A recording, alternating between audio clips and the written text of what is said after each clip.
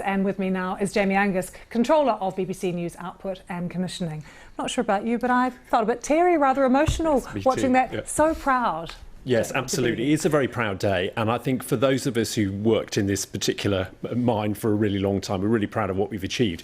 It's so interesting that TV audiences globally are still massively on the rise, and you wouldn't believe that sometimes to look at the commentary around media. You know, BBC World News is reaching 112 million people a week. So why is this format so popular? Because, Jamie, 10 years ago I was told, you're dinosaurs, you're not going to exist. You know, it's all going to be digital. That's exactly right, isn't it? Well, firstly, I think there's a real thirst out there for quality and impartial, trusted news. But actually, secondly, I think the institution of television is still really strong. People are buying smart TVs. They want a big TV on the wall. They often want that in parts of the world where the audience is growing, where the population is growing.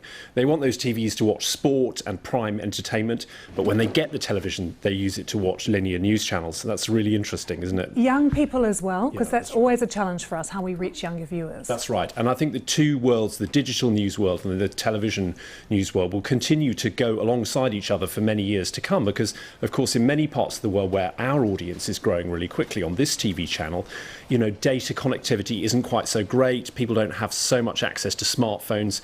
The box in the corner of your room or on the wall of your room now is still a really, really good way to get free access to trusted news and information, and it's really reliable. Do you think it's fair to say that all of us who work here feel quite a sense of responsibility to some of those core values?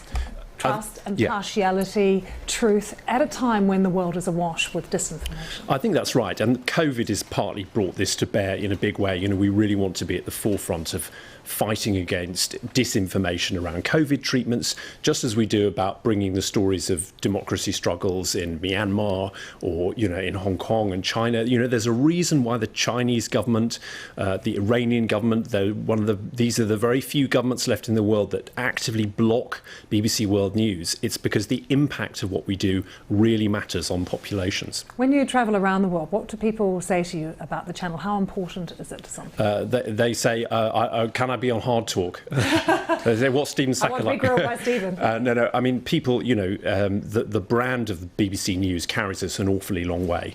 And I think at moments of the greatest crisis, people turn to us, and we see that from the audience figures, when those immense events that you've just at some level got to watch on television, whether it's what happened at the Capitol on January the 6th, or whether it was 9/11, or whether it was some of those really memorable moments. You saw Professor Kelly, the BBC dad, in the film there. It's like these are moments that just cut through in people's lives, and they matter because people want to watch the moving images on a television, and I think that'll be the case for many years to come. Lovely to talk to you, Jamie. We're very proud indeed. There's no place I'd rather be.